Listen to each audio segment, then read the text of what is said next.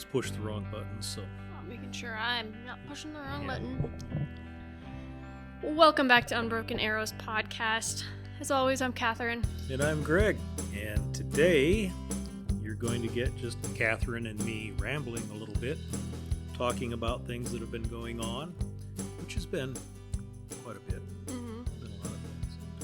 One of the things that I'm excited to share is that Catherine now has experience as an electrician's Oh my goodness. helper. That was such a mess. Oh boy. That if that's what you'd call it, right? It's, I don't. helping Grandpa with the Does Grandpa electrical. listen to these? Yeah, He does? Yeah. Well, hi, Grandpa. It was lovely working with you. Yeah. But you know what? You figured it all out. We did. It only took us like 5 hours. Right. It was, and that was 5 hours after your grandpa probably has put in maybe close to 8 to 10 over various periods of time. Small backstory. The electrical wiring at our lake cabin has been just off for 35 years. I don't know. How long have they had it? Since they bought it. Yeah. It just was always weird. Like, you'd shut the lights off and the fan would turn on. Mm-hmm. Just goofy things like that. And so we were remodeling and we were putting new lights in and they did a new fan. And yeah, we basically had to just like start over and rewire. You and Mackenzie and your mom got the first light put up, and then the ta-da moment, flicked the switch and nothing. The lights didn't turn on, but when you would test it to see if it was getting power, there was constant power no matter what you would do. Right. So it was kind of backwards. So Grandpa, not being able to let something like that go, he stopped what he was doing, and he and Catherine solved the problem after, I don't know how many hours, couple? It was a while. Couple, 2, 3? I didn't get shocked though, so that was Yes. a plus. It was a 3-way switch too, if that helps anybody. Yeah. But there was also an extra light that we had to attach to it, and the fan. Yeah. And then there was just like extra wires that we were like, well, what do these do? We're like, we'll just tie them in somewhere. Hopefully but it all the works cabin now. doesn't burn down. That's right. That's right. It hasn't yet, and everything's good with that, I guess.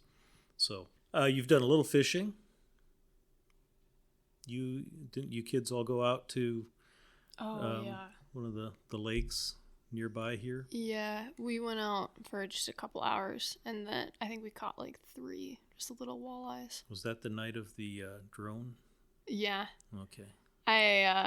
We had Teresa's drone, and Mesa was with us, and I'd spent most of this time already untangling her lines. So I was like, I'm just going to mess with this drone for a little bit since I've just got a line in the water. And AJ was like, you should put it right above Mesa. So we have it like floating right above Mesa. And Mesa's like, guys, what is this? And we're like, I don't know. Like, are you doing anything illegal? Like, is GFP looking for you? It's like, guys, I'm scared. And AJ's laughing, going, get it closer.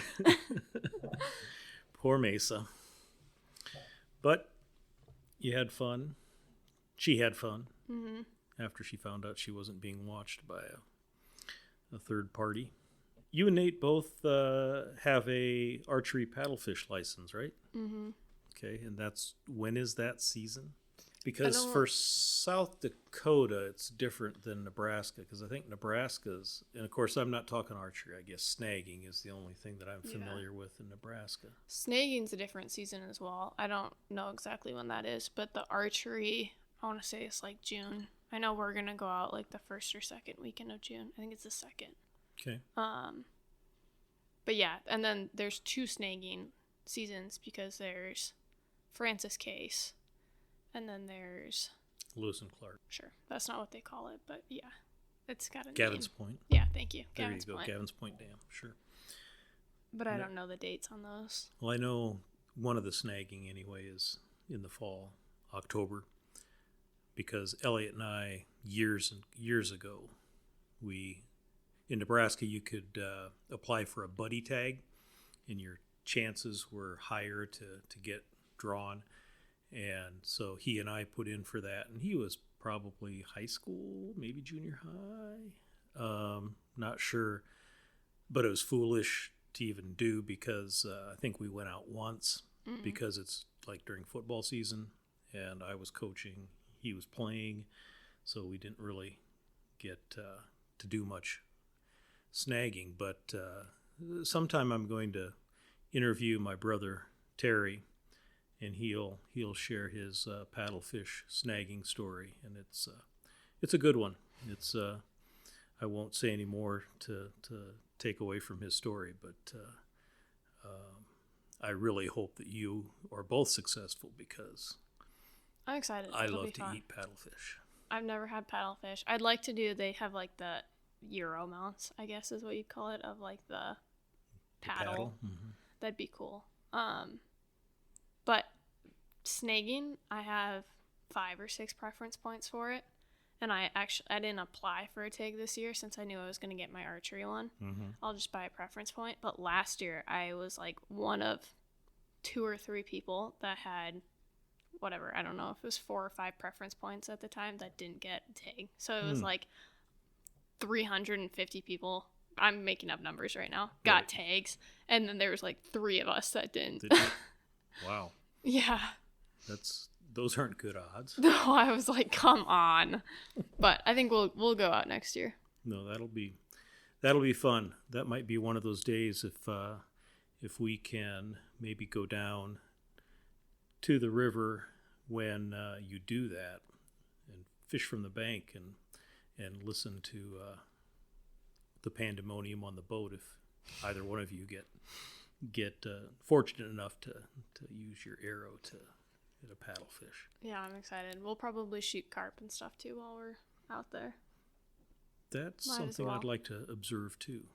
Haven't you or both you and Nate, when you've been archery fishing for carp, haven't you hit one while it's in the air? I didn't. Nate did Nate though. did, That okay. was so funny. So we were out in Yankton with 2 other guys, and we had like shot at fish all night. And at this point, it was like 1 a.m. and we were driving back, and they've got is it silver carp? Not silver carp. What is it? That jump white. Silver grass. Oh, I think it's silver. yeah, I think so. I think you're right. And we're like, oh, let's see if we can shoot them out of the air. But they're like jumping in the boat. Like I'm trying to shoot my bow. Not get hit. Yeah, I had one like hit me in the back of my leg, so it like buckled my knees, and I like go to like try to catch myself, and I have another one come and hit me in my head. I was like, oh my man. goodness. No, that's I didn't realize it's that dangerous. Oh yeah, people will wear like helmets while they're doing Oh, this. you're kidding me. Because they'll get like knocked out, or they'll just take a bat and they'll hit them. No, There's several that just jumped into the boat. We're like, sweet. Didn't even have to do anything. They were making a push, and I can't remember what it was called. I suppose I could look it up. But they were making a push last year, 2 years ago, that some of that carp, silver carp, was being served in restaurants. Mm-hmm. And they were calling it, I can't remember what it was, some fancy name, that, not carp. But for those of you that listen in the Omaha area, Joe Tess's was a restaurant that long time restaurant in Omaha that their specialty was carp, and it was good. I mean, I can remember going there several times, getting the double tail portion because there were fewer bones in the tail portion. But when they opened, there was one in North Omaha on Ames, and then they opened one in Bellevue, and I remember when they opened, and the opening night, they had a line, around the block to get in to eat carp. So It's certain kinds of carp. There's some that are really bad. I can't remember because Nate likes carp.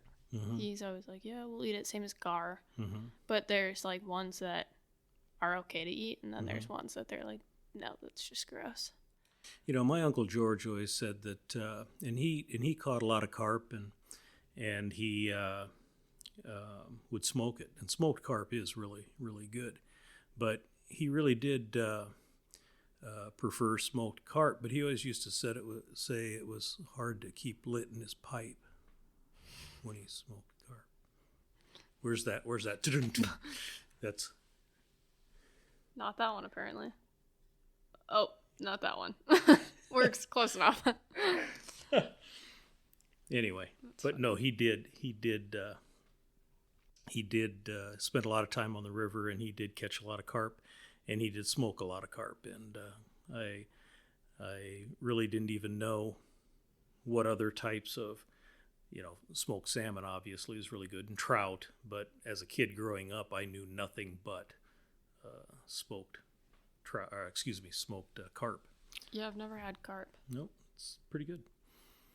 Well, for me, the goal for me this spring, I was planning on doing all of my spring turkey hunting on public land. So I started the scouting process. This is still April, I guess. So I started back in March, and Nate shared with me a couple of different places that he had south of Sioux Falls that he was familiar with. Probably both of you were familiar with it. Mm-hmm. But he's the one that shared me the pins on onyx. And I did several scouting trips, and really beautiful weather.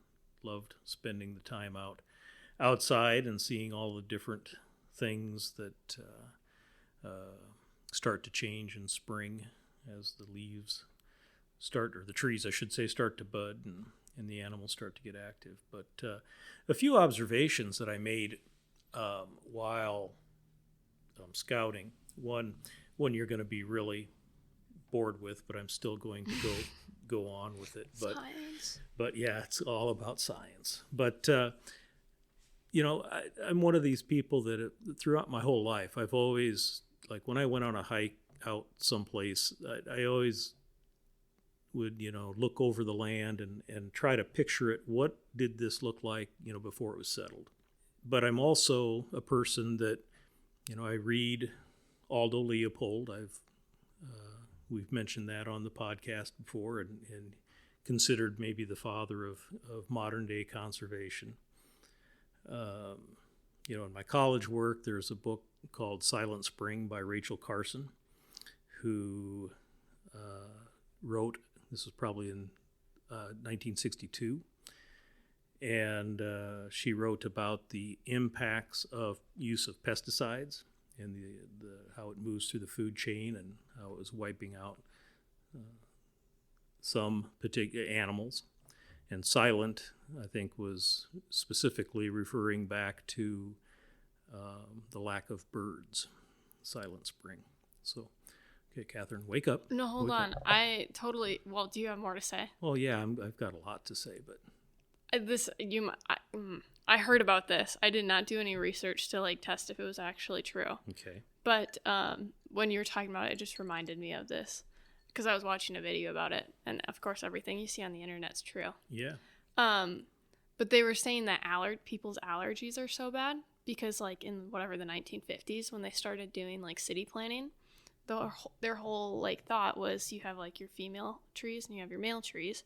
And the female ones are the ones that have the fruit, and so then when they get pollinated, the fruit drops, and then it creates a mess. Mm-hmm. And the pollen comes from the male trees, so they were like, well, let's just use all male trees, and then there'll be no fruit that's gonna get all over the streets and mess it up. And so all of these male trees have all the pollen that's coming off, and there's no female trees to take the pollen out of the air, which is why everyone's allergies are so bad. But the backwards part of this is that if they would have used all female trees, there would have been no pollen to pollinate the fruit, so there would have been no fruit that would have dropped. Okay, so let's go back to a little bit of botany here, and that is true. There are some male and female trees, but the vast majority are trees that have both, let's say conifers, like pine trees. Okay, or spruce trees. They have male cones and female cones. And the male cones produce on the same tree. Right. What about just the trees that we have outside? Like a fruit tree. Most fruit trees need, well, I shouldn't say most. Because apple trees, you can't just have one apple tree. Usually, some you have can, to have some, like right, at least two because they like pollinate each right, other. cross pollinate, right. They can't, the same flower, the same tree can't pollinate, the same tree, so it's not self pollination. But yes, they have to. So in other words, people could plant one pear tree, for example, and then wonder how come they never have pears, and then 3 years later it starts to produce pears. Well, unbeknownst to them, somebody 2 blocks away planted A pear tree. another pear tree. So there's some truth to that, but not like. I don't know about if that's why people's allergies are that bad, but yeah, there's probably some credence to. There's like a term for this, like science too. It's like something. Yeah, I should have like looked into it when I heard about it. See, now this is one of those times, young Catherine, that when you see this video, you should probably jot down some notes and maybe do a little more research, and then when I'm droning on about these things, and you go, wait, I have a thought. Yeah, like I said, I didn't do any research, so. Well, I think true. You lamented a few weeks ago that you thought that you were done getting homework assigned to you. Well, maybe this will be another homework assignment. Oof. Speaking of which, how far have you gotten into a Sand County Almanac? I've read, I don't know, not quite a third of it. Oh, I was going to say 3 pages? No, Oh, okay. I've liked it. Okay. I haven't read a ton. I when I got my wisdom teeth out, I read. Because I was just watching TV all day, so I read a decent amount then. But it's finals, so I haven't really. If I'm reading, it's out of my textbook. Right, you're a good student. I'll compliment you for that. You're a good student. Well, anyway, back to Rachel Carson and Silent Spring. So some of those things are things that I've read over the years, and you, Catherine, have heard me talk about, whether you remember it or not, but at a couple of different podcasts, probably after the podcast, I was talking to guests about an author by the name of Lauren Isley, who's an anthropologist, which is the study of humanity, and everything that goes with it. What are they called when they give all their money away? What's that? You know what I'm talking about? Yeah, a philanthropist. Oh, close. Close. They usually, I don't know if they give all their money away, but they are very generous give away a bunch of money. With their money. Yes. Philanthropist, yes. And this is an anthropologist? Anthropologist, yes. Same thing. Well, oh boy.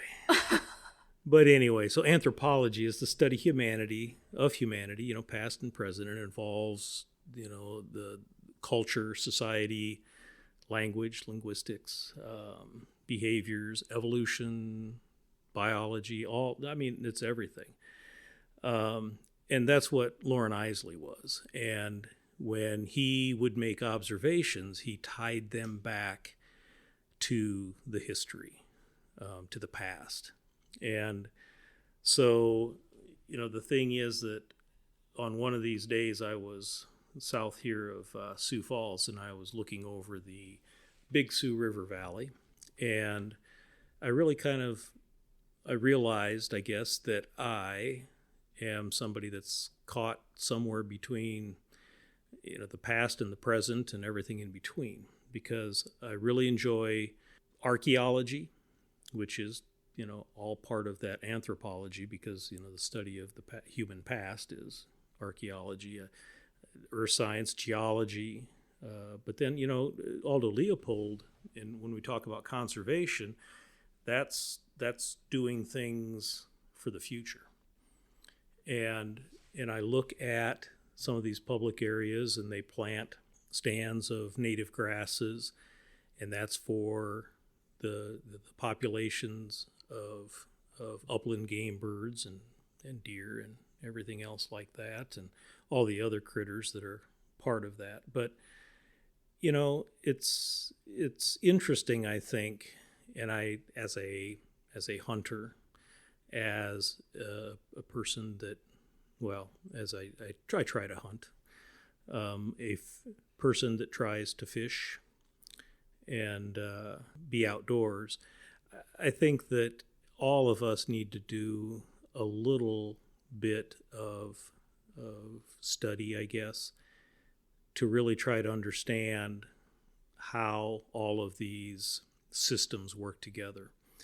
And, a deer hunter really understands deer behavior, habitat, all those other kinds of things.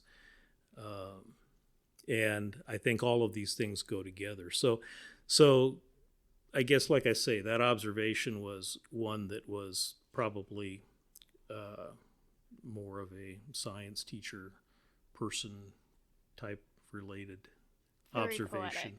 poetic. And yeah, you can wake up now. But so anyway, I think that there are a lot of different things people can go out and do and read and also become involved in. I think there are projects through the state game and parks, no matter where you're at.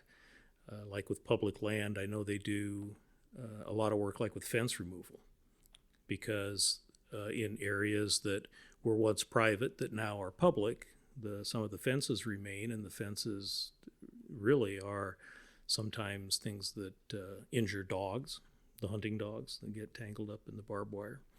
And even when you and I were out hunting the other day, you said, "Watch out for the random strands of barbed wire," as I got tangled up. Yeah. But you want to know what I observed recently? Yes, I would. I observed Greg missing another turkey. Oh boy! Can we? I've got one more observation I'd like to talk about before we get into the roast of Greg for another missed turkey. I'll turn the mic back over to you. Okay. Okay. Here's a question for you. Have you ever seen a dead crow along the side of the road? One. Okay. And it's crazy because they're always standing in the middle of the road. But why would you hypothesize why that is? Because they eat the roadkill. Not why they're standing in the middle of the road. Why you don't see them dead alongside the road. They are very super smart. Yes, they are. And so that observation, I guess that question first leads to my next observation. Another time when I was out scouting kind of west and north of Sioux Falls, out tooling around on the UTV, I came across a wood duck that appeared to be hit, and it was dead, on the road. Did you check to see if it was banded? It did not have bands on it, no. Okay, because Nate sent me a picture of a duck Mm-hmm. that was dead in the middle of the pasture, Mm-hmm. which I don't know, maybe a hawk grabbed it out of the air or something. I don't know. But I was like, well, was it banded? He's like, well, I didn't check. I was like, you didn't check? Well, I actually took a picture of this one, and I think you can actually see the legs on both of them. But now that you say that, that's an interesting, it didn't look like it really got hit and obliterated by a vehicle. So maybe a hawk or, another type of raptor got it out of the air or knocked it down and didn't get back to it. I'm the type of person that will stop for geese that are on the side of the road to make sure they're not banded. Well, when we were going back from our hunt, when the geese were walking down the middle of the road, you're like, that one's banded. Hit it. Yeah. No. We didn't. No, we didn't. So. But that leads to a question. I'm going to have to do a little research on this one too. With a wood duck, all those ornate, different colored feathers would be a good use for those would be for tying flies. Mm-hmm. Can you pick up roadkill like that for that purpose, or would you have to check with DNR or Game and Parks and find out? I don't know. I'll have to check with my sources at the South Dakota Game Fish and Parks. I've pulled bands. Well, I pulled a band off of a dead goose. And that's legal? You know what? I don't know. We might need to edit this out. We might. Yeah. Because then you can look it up and fill out the survey. So, and that sounds like it would be. Looked up the number, and it tells you, where it was banded, how long ago, what approximate age it was when it was banded. And then it'll say, oh, is this from a hunt or whatever? And I was like, it's roadkill. There's a real popular podcast whose name rhymes with seat heater. Um, sorry. I heard on Meat Eater one time that they had. You want to know what's sad is it took me a second. I was like, seat heater. What would this be? Well, they were talking about a banded duck, I think it was, and the miles that it flew. I mean, I'm not even going to be able to pull a number out, but I just remember it being extraordinarily large, like from Canada to Kansas. well, I think it was more like from North Dakota or South Dakota to like Alaska, the mountain range or near.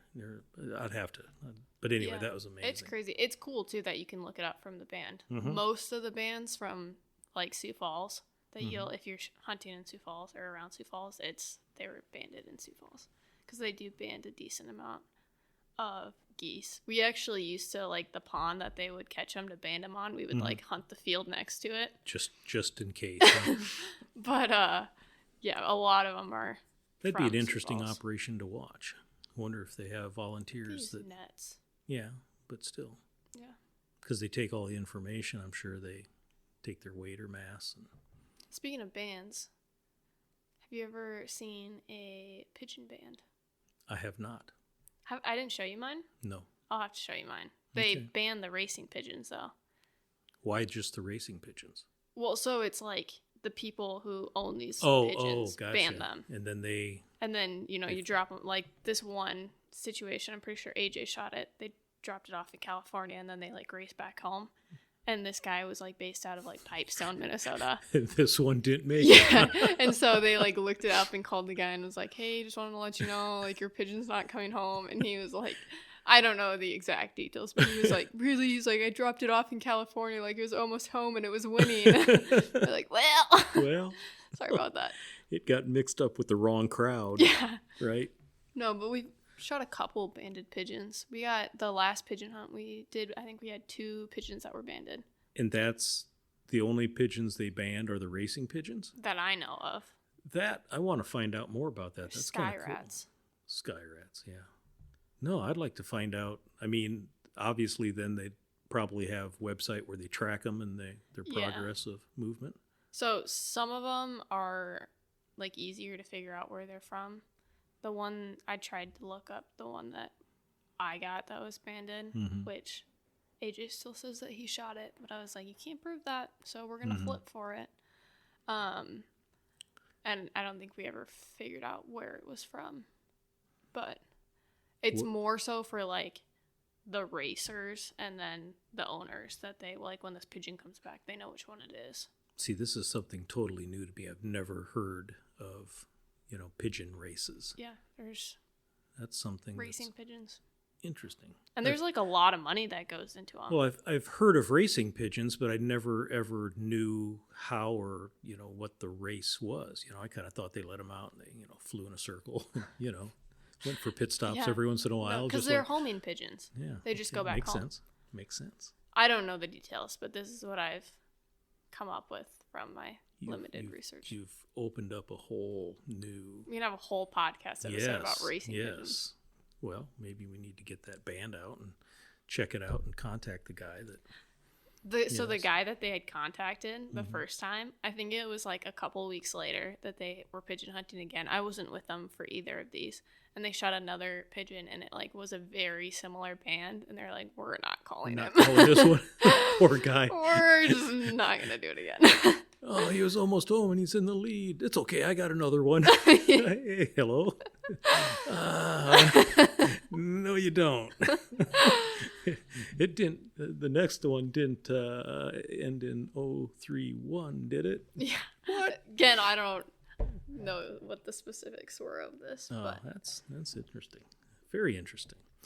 Well, so after spending time scouting and doing some of that, I had an appointment with an orthopedic doctor for my wrists, and my plan for hunting all spring on public land and taking my time changed because the doctor slated me for wrist replacement surgery about a week and a half, maybe 2 weeks after my appointment.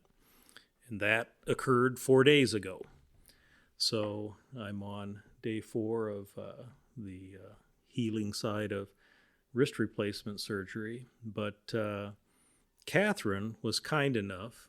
Well, okay, first Nate was kind enough to say, you can still go hunting. I'll go with you. I'll help you. And, you can still pull the trigger and all that stuff.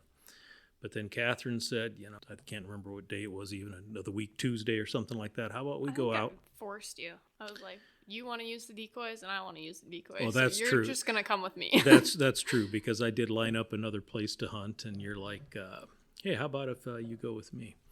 Yeah, okay, so never mind. Catherine wasn't kind enough. She had her own objective, and she invited me to go with her because she was going to have the decoy. So we did. So why don't you pick up the story as to first how I talked all the way in the vehicle in the morning, not realizing that you just want silence in the morning. No, I'm not a morning person. I'm pretty sure I've said that before. Like, I just do not handle mornings well. So the whole drive there, Greg's talking to me about things. I don't even really think I responded much. It was like, yeah, no, yeah. You just talked. Yeah. Which Greg could talk to a brick wall, so. Thanks. I'll take that as a compliment. Yeah, of course.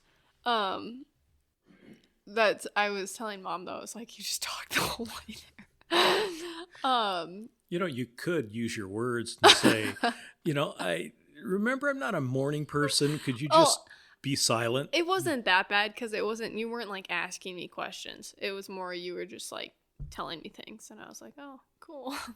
You could make eye contact, reach for the radio, and turn it up. Next time, I got it. That would be the signal. No, but then we had walked in, and Greg, of course, got the barbed wire hooked on him, and I'm like, oh yeah, that happens sometimes. There's cows out there, so we have barbed wire fences all over the place, and sometimes things get this loose was not part of the fence. And they just end up weird places. So that was kind of funny. For you. Yeah. Well, and so then I'm carrying everything in, all my stuff, and I'm an overpacker, so I've got my camera, I've got another bag, I've got the decoys, and Greg's like, do you want me to take something? I'm like, here's the turkey fan. He's like, I feel like I should be doing something else. I was like, I've already got everything packed. It's gonna take more work for me to unpack it all. That's true. And Nate already had the blind set up for us. Nate had put the blind up, so we didn't have to carry that in or worry about. But I did carry that out, so I did earn my keep a little bit. But. Yeah. Gosh, we got in the blind early, sat down, got comfortable. The first indication of what was going to happen probably was when I asked, what is that next to the blind? Is that a tuft of grass? And you're like, no, it's the hen decoy. Oh, okay. Well, and to my defense, it wasn't light yet, so no, it was kind of seeing shadows. And but then I asked there was a little bit more grass next to it. Right. But then I also asked, what's that, about 30 yards? And you're like, no, 10. It's like, okay, now, so that's setting the stage for the rest of the story. Yeah, he's like, is that 30 yards? I was like, what 30 yards? He's like, the decoys. I was like, no. He's like, really? And again, it wasn't light out yet, so, they old do eyes. Seem farther away in the dark, but 30 yards, bit of a stretch. Yeah, it was a lot of a stretch. No, but started to get lighter. There's a decent amount of gobbles kind of all around us. Mm-hmm. Catherine used her slate call. Yeah, I was calling for the most part. And she was very patient with that. She didn't overcall. I am an overcaller, so I was like, I'm just going to let him gobble for a while, and then once it gets closer to shooting light, I'll let him know that there's a hen over here. Yeah. And then you turned around and saw some roosting in a tree. Yeah, and then I could see him roosting behind us, so that was cool. And I watched him fly down. And Greg, this whole time, couldn't see anything. So I'm, giving him a play-by-play. Mm-hmm. And as, half an hour or 45 minutes later, when I could actually see him come up over the hill and, we're kind of coming towards us, again, still giving him the play-by-play, he's like, he's like, I can't see anything, so I'm really just trusting you. Otherwise, this is a really cruel joke. That's right. It's like, no, I swear. Because once they got out of the tree, they didn't really gobble until after we had shot. Mm-hmm. And then they were gobbling. Mm-hmm. But they came in pretty quiet. They weren't super aggressive. Well, again, I only saw them for about a total of 1 minute and 30 seconds because I was shielded from view. And when I finally, we were kind of facing the direction that we were facing. They came around us. and behind, and then came in from our left. So I was doing without trying to move my head, seeing out of the corner of my eye. So, but they moved in. There's quite a few, too. We had 3 come into the decoys, but there was 10, 15 that crossed the fence behind us and just kind of hung out over there. So there's plenty of turkeys. Well, okay. And then I was like, Greg, they're all about the same size, so just pick one and shoot. And he shot, and nothing happened. absolutely nothing happened. They kind of just stood there. They did. And Greg was like, did I hit it? I was like, I don't think so. I thought it was such a clean shot that this turkey didn't know what happened to them, and they were just waiting to drop. I thought, but then, the 2 previous turkeys that I shot I at least, have feather evidence that the arrow was close. No, not even close. And, but then, they hung around. Yeah, there's, if you've shot a crossbow, there's a little bit of a clap, but they're not super loud. So I'm sure it just kind of startled them. And the wind was kind of into our face, right. So that kind of muffled it, I'm sure, as well. Yeah. So I was able to call them back into the decoys. And at that point, Greg was like, well, you just shoot, because obviously shooting a crossbow, it takes a little bit more time to get that second shot in. Mm-hmm. So then I had shot mine, and it starts doing flips, and he's like, yeah, I definitely didn't hit mine. There was no reaction whatsoever. Yeah. And even then, the other couple kind of... Yeah, they were about, 50 yards? Yeah, they stayed... just hung out on the other side of the fence for a while and gobbled at my call, but were freaked out enough that they didn't want to get close again. But you had a nice shot. It was a very well-placed shot, and totally obliterated a wing. Mm-hmm. That was... We could have saved some of those bones to make the wing calls for turkey calls, but that's my second archery turkey.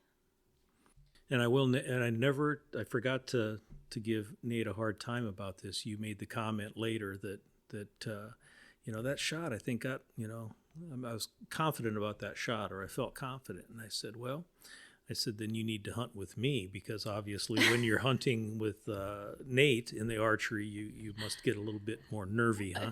Must be that. Nate, you need to be more of a calming presence. Yeah, because what is it? Last year I shot at a turkey and just clean missed, or maybe that was 2 years ago. I don't know, one of them. Clean missed. I was like, well, that sucks. Which, in Nate's defense and my defense, it wasn't I think it was 35 yards, and it was just in this little crevice, so I could just see the vitals. Mm-hmm. And I ended up going low and missed it. But and then I had that deer that he wasn't right next to me, but that I didn't make a great shot on. Nope, I remember that. I cried. Yes, you did. And well, not to make this all about me, but going back and doing a little, not later on, I guess we were going to the place where Catherine and her family usually take the pictures of the harvest. We're driving up the road, and Catherine's like, "Stop! There's turkeys!" And there were 25, if not more, that were crossing. And one of the things that, Catherine's like, well, we don't have anything on our schedule. We can stay here and wait to see if more come by. And I'm like, feeling guilty that A, I missed. B, okay, there's probably not going to be any other turkeys. And I mean, there were there's no more turkeys in the county. Like, there's plenty of turkeys. Like, this is just getting good. Well, and they were on the line that they probably would have come down right past where we were at. So that goes back to being patient. But after Catherine tried to call those in, and I snuck up the ridge, and they disappeared down another ridge. But I took a few just test shots, and I realized or came to the conclusion that I thought the turkey decoy was originally 30 yards away. And so the turkey that I shot at that was maybe 10 or less yards away. Less. It was like right outside the blind. Yeah. It's probably like 5 yards. And I used my 20-yard tick. I'm sure I did. Because the first couple of shots that I made on the target were like, man, that's high. My scope must be out of adjustment again. It's like, no, you idiot. Using the wrong mark. You're using the wrong mark. It'll happen. I got lucky when I shot mine because they were behind the decoy, which I like didn't even really think of. I just used my 20-yard pin, and it ended up working because they were probably about 16, 17 yards. But if they had came in right at the decoy, I probably would have shot over top of them because I wasn't thinking either to hold it low. I was just like, yep, 10 yards, use the top pin. Well, the best thing that happened, I think, was that, you know, Catherine had her video camera going the whole time. And although it would have been nice to see just how far off my shot was, I shot so quickly that the whole event didn't even make it on video. So turkeys weren't in the frame yet. Yeah. So, but I think bottom line is I've learned a couple of different things. One, in the times I've been deer hunting and the 2 times I've shot deer, I felt absolutely no adrenaline. And maybe it's because I was by myself. I don't know. I definitely felt more adrenaline than I had in the past. I wasn't patient at all because, you know, the way the blind was set up, there was a support in a little area to the left of this one support that I could shoot through, and that's what I shot through. Otherwise, you know, on the other side, there was a big area where I would have had a lot of room to make some adjustments if I would have waited and let the turkey go through. So, and the other one is one that when our podcast about Turkey 101, you know, I made the point about go out and shoot, you know, and this is directly related to not putting enough time shooting targets. In my opinion, from myself, that's all I can speak to. But, you know, to use the wrong mark is no one's fault, obviously, but my own. But that's also part of that muscle memory, practice, all of those kinds of things. And then when you stop and think about it, it's like, oh my goodness, you know, how could have I made that mistake? I think it helped me in a sense that, like, I was more focused on, like, you shooting a turkey, that, like, when you were like, all right, you shoot, like, I didn't, like, think about shooting yet, so I wasn't, like, getting the jittery, because I get so excited about turkeys. Well, I probably shook for, like, 15 minutes afterwards. Shot that. And I did that with Teresa's, too, if you watch it in the video. Like, I'm sitting there, and she's like, why are you shaking? I'm like, why aren't you shaking?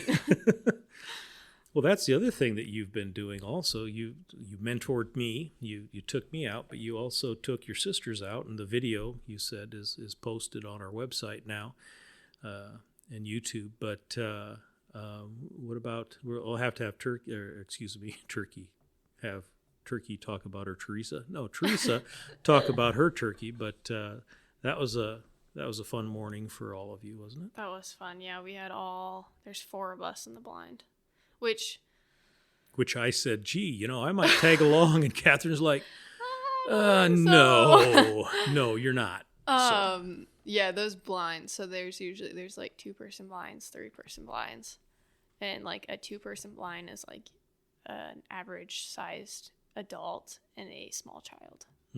Like they're not Right. I think I mentioned really. that before, that when when we were in Arkansas Yeah. deer hunting, Nate and I were in my 2-person, and it was like, no. That's Nate said that too. He Yeah. was like, "Gosh, I feel like I'm back in Arkansas." When there was all 4 of us plus my camera. Oh my goodness. But yeah, Nate really did a lot of the calling. I think he did all of it. I don't think I ever called when we went out there, but I was just the videographer. Well, you did a good job. You took Mesa. Well, Mesa chose not to shoot. She got nervous, And which I would rather her that's not right. shoot if she's uncomfortable. Right. That's right. And I should have not shot and waited. So that happens on It all both comes ends with of the time. spectrum. Yep. I've done that plenty of times. You jump the gun. Well, as I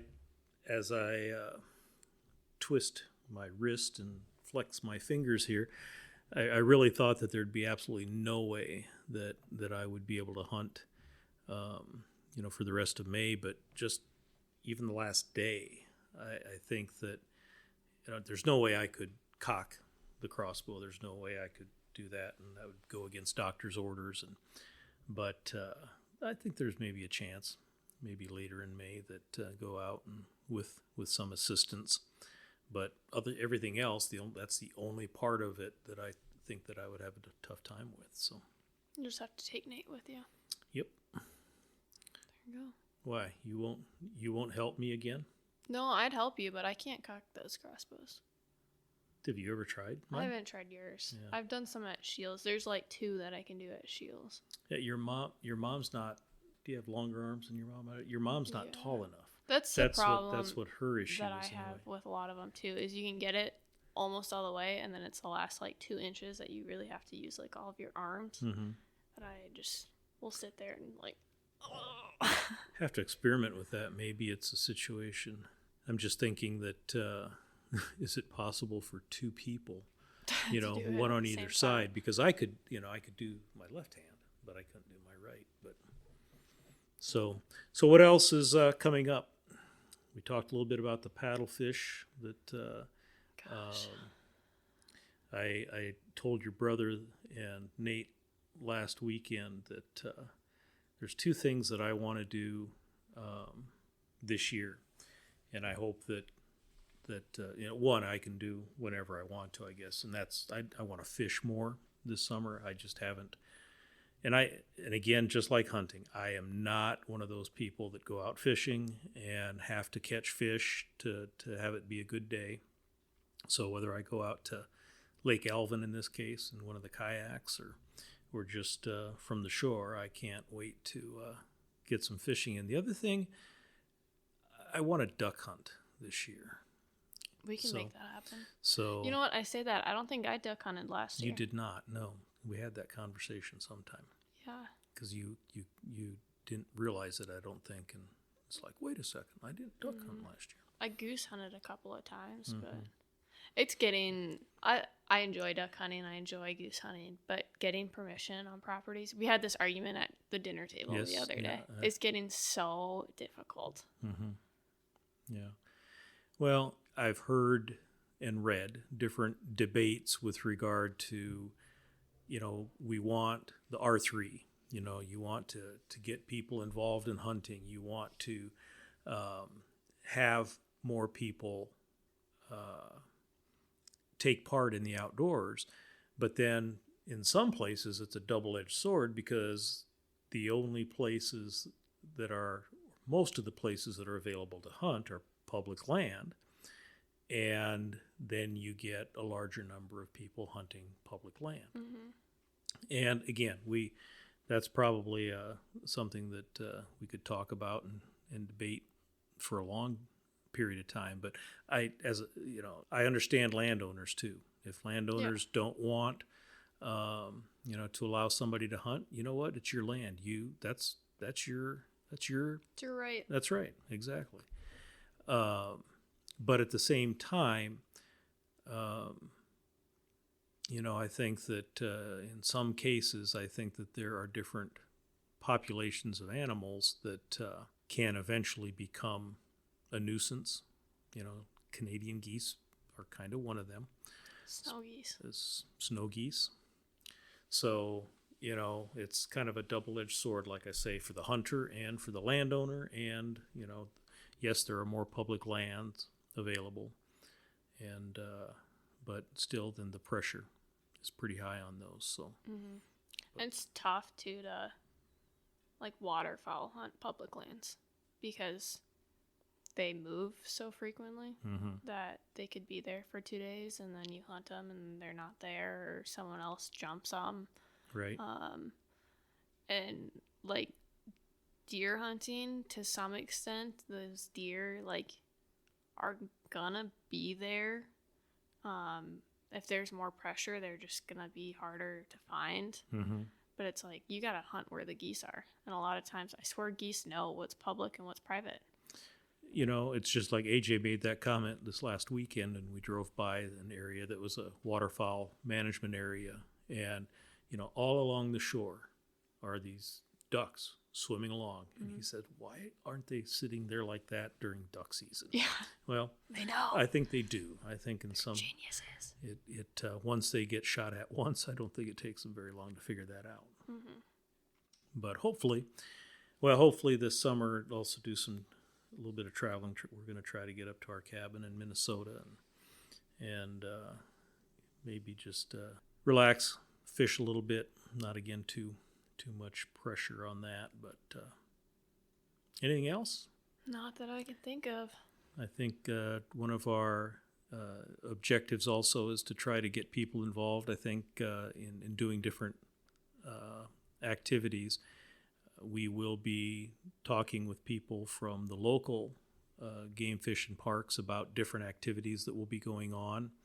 And so that'll be a podcast coming up fairly soon. But for those of you not in our area, make sure that you go to the websites and check with your local game fish and parks, your Department of Natural Resources, and see what different types of things are going on. Camping season is upon us. It's the official opener. I think May 1st is what I know Memorial Day is kind of the official open to summer, but I think a lot of the campgrounds and things like that target for right around May 1st. So there's going to be a lot of things going on, but like my dad always said, there are only so many weekends in summer, and it'll go fast. Yeah, we were looking at it today. It's like every weekend that I'm not working, something planned. Something is planned already. Yeah, and of course you haven't experienced this yet, but raising a family and kids involved in activities during the summertime, whether it's softball or baseball or soccer and all those things that are going on, and those things take up time as well. So you really have to schedule things out. But so, anything else? One of the things I was going to mention, Catherine, was that during both Patrick Durkin's podcast and Doug Duran's podcast, we talked a little bit about, Doug talked about serendipity and Pat talked about, some stories about maybe sending the buck after somebody had passed away and sending a deer their way. And his story was that the guy was looking the wrong direction. The deer walked by and he didn't even know it. But and I shared the story about going down to Holly's internment in Omaha and seeing a cardinal the first time I was back.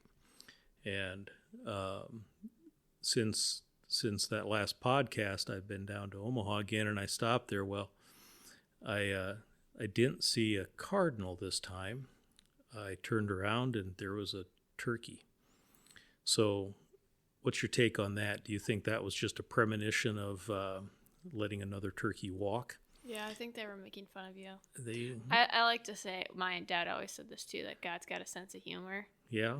Well, guess what?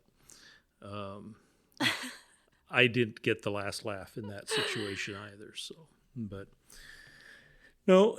Well, that's about all we've got for you for this week, and it's been a while since Catherine and I just sat down and talked about a whole lot of nothing, and get everybody caught up with what we're doing and what we're going to be doing. So at that, so if you or someone you know is thinking about suicide or is in need of crisis intervention, call the Suicide and Crisis Lifeline by dialing 988, and there are resources available to help.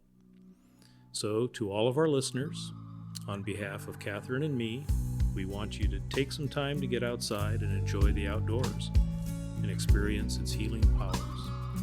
With that, until next time.